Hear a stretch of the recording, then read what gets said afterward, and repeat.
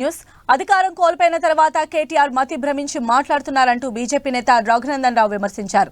అధికారం ఉన్నప్పుడు మోదీని, అధికారం కోల్పోయాక గవర్నర్ పైన ఇష్టానుసారంగా మాట్లాడుతున్నారని అన్నారు.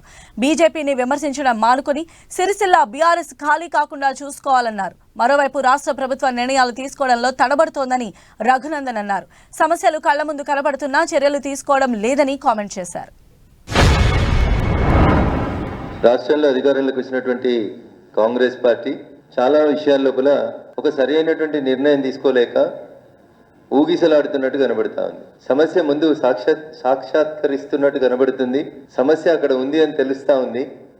కానీ ఏం చేయాలి, ఎట్లా సమస్యని పరిష్కరించాలనే విషయం లోపల కొత్త ప్రభుత్వం అడుగులు ఇంకా తడబడుతున్నట్టే కనబడతా ఉన్నాయి.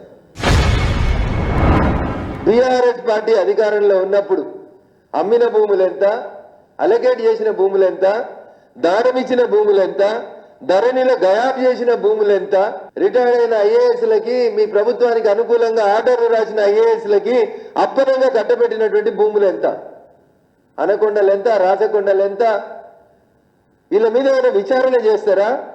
పూర్వ శ్వేతపత్రం ఇస్తారా? 10 ఏళ్ల పాలనలో ఎన్నడూ ఢిల్లీలో టీఆర్ఎస్ గురించి, తెలంగాణ గురించి మీరు మాట్లాడలేదు కాబట్టి మీకు ఇవాళ ఎంపీ సీట్లలో 0 సీట్లు వస్తాయి. నేను మళ్ళీ చెప్తా ఉన్నా, టీఆర్ఎస్ లేదా బీఆర్ఎస్ అనేటువంటి పార్టీ ఎన్ని పిల్లి మొగ్గలు వేసినా, రోజు ఎన్ని బూతులు తిట్టినా, రోజు తమను తాము ఎంత గొప్పగా ప్రజెంట్ చేసుకునేటువంటి ప్రయత్నం చేసినా, అల్టిమేట్గా టీఆర్ఎస్ పార్టీ లేదా బీఆర్ఎస్ పార్టీకి వచ్చే పార్లమెంట్ ఎన్నికలలో వచ్చే సీట్లు బిగ్ 0 తప్ప ఒక్క సీటు కూడా రాదు. ఇకపోతే ఆయన బీఆర్ఎస్ ఆయన అధికారం పోయిన తర్వాత ఏది పడితే అది మాట్లాడుతున్నాడు.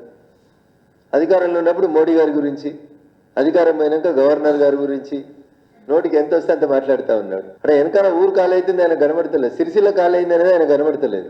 జడ్పీటీసీలు పోయినరు, కౌన్సిలర్లు పోయినరు, సర్పంచులు పోయినరు. 5 ఏళ్ల వరకు ఆయన వెనకాల ఎవరు ఉండే పరిస్థితి లేదు. అధికారం పోయి బహుశా మతి భ్రమించినట్టు మాట్లాడుతూ ఉన్నాడు కేటీఆర్ రోజు పొద్దున్న. నోరు మాత్రం అదుపులో పెట్టుకో. భారతీయ జనతా పార్టీ గురించి ఒక్క అక్షరం మాట్లాడినా నీ సిరిసిల్ల మొత్తం ఖాళీ చేస్తాం, నీతోటి రాజీనామా చేపించే పరిస్థితులు కల్పిస్తాం, ఉప ఎన్నికలలో నేను శంకరగిరి మాన్యాలకు పంపిస్తాం కేటీఆర్. మా గురించి ఇంకొక మాట మాట్లాడినా జాగ్రత్త అని చెప్పి సందర్భంగా హెచ్చరిస్తా ఉన్నా.